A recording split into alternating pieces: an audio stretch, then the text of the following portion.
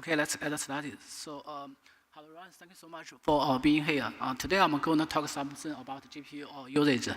That's dynamic GPU fraction and sharing. The background, the AI and machine learning markets are experiencing significant growth. Oftentimes, we have to leverage some special AI hardware series, mostly GPU, to run to accelerate your AI workload. But you may know that GPU are not cheap, especially when you get access to those high-end enterprise GPU.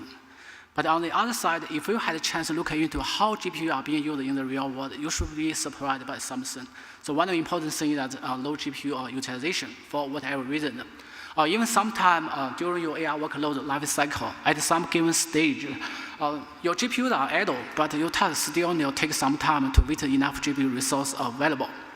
So I think this is a problem we need to solve. Actually, many guys have been working on that. So indeed, there's some existing solution available, as you see here. Pass-through GPU, vGPU, etc. Basically, they are trying to address this by means of GPU virtualization, just from different angles.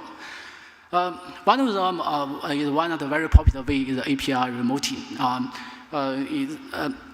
Is that also well known as API interception, is that GPU virtualization technique, where GPU-related operation call can the API intercept. These calls are manipulated somehow before and or after processed on physical GPU.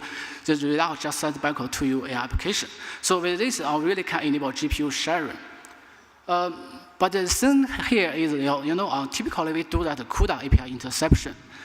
So you can imagine this has many technical difficulty and limitations. And this also the low level and the heavy, you also have to consider maintenance of closed CUDA API. So I was just thinking maybe we can do something else similar to this, but make it simple and dynamic. So I still do API interception, but I move this up to machine learning upstream frameworks, such as TensorFlow, PyTorch, and so on top of CUDA. Instead of handling low-level CUDA API section, I'll do that Python-level API section, Python-level API interception. Compared to that classic CUDA API interception, I can make this lightweight and flexible and dynamic. You don't need to develop, compile those low-level library and runtime align them. And it's also based on Python, so we can do this easily and enable this to the most machine learning upstream frameworks. More importantly, it can support not only GPU, but also other hardware service, potentially any hardware service. So for this solution, essentially, I implement a kind of Python interposer. It has a great ability of interposing any Python code from machine learning frameworks. We take this interception to do whatever we want to do. Now, obviously here, we do manage GPU memory. We also introduce a lightweight isolation mechanism to separate different user environments to make sure you only see and only use the GPU memory that's available for you. I also try to enable some cloud-native platform like Kubeflow. Basically, I have this backend interception mechanism deployed and activity like this. This is transparent to user, so it can get that GPU policy from Kubernetes. Then we just take over to restrict GPU memory allocation.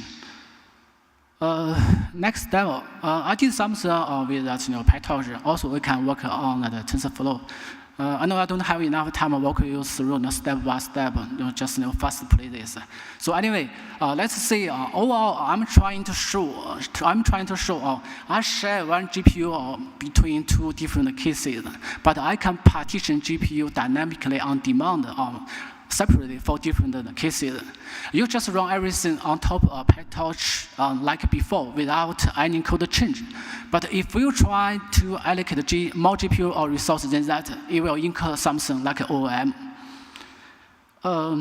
That's all for our limited time. If this is your interest or if you have any question, just reach out to me. Thank you.